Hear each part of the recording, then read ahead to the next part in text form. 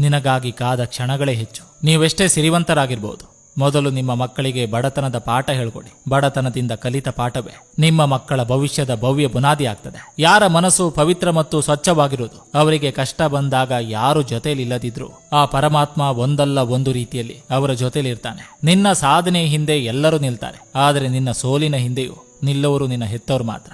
ಜೀವನದಲ್ಲಿ ಒಂದು ಸಲ ಗೊತ್ತಿಲ್ಲದೆ ಮಾಡಿರುವ ತಪ್ಪನ್ನು ಮತ್ತೆ ಮತ್ತೆ ಮಾಡಬೇಡಿ. ಯಾಕಂದ್ರೆ ಗೊತ್ತಿಲ್ಲದೆ ಮಾಡಿದ ತಪ್ಪಿಗೆ ಮಾತ್ರ ಕ್ಷಮೆ ಇರುತ್ತೆ, ಆದ್ರೆ ಗೊತ್ತಿದ್ದು ಮಾಡುವ ತಪ್ಪಿಗೆ ದೇವರು ಕೂಡ ಕ್ಷಮಿಸಲ್ಲ. ಯಾರಾದ್ರೂ ನಿಮ್ಮನ್ನು ಅವಶ್ಯಕತೆ ಇದ್ದಾಗ ಮಾತ್ರ ನೆನಪಿಸಿಕೊಳ್ತಾರಂತ ಬೇಜಾರಾಗಬೇಡಿ, ಸಂತೋಷ ಪಡಿ. ಯಾಕಂದ್ರೆ ಕತ್ತಲೆ ಆದಾಗಲೇ ಮೇಣದ ಬತ್ತಿಯ ನೆನಪಾಗೋದು. ನೀರ ಮೇಲೆ ತೇಲುತ್ತಿದ್ದ ಮೀನು ಎಣ್ಣೆಯಲ್ಲಿ ತೇಲಿದ್ರೆ ಅದು ಮನುಷ್ಯನ ಆಹಾರ. ಅದೇ ರೀತಿ ಭೂಮಿ ಮೇಲೆ ನಡೆದಾಡುತ್ತಿದ್ದ ಮನುಷ್ಯ ನೀರ ಮೇಲೆ ತೇಲಿದ್ರೆ ಅದು ಮೀನುಗಳ ಆಹಾರ.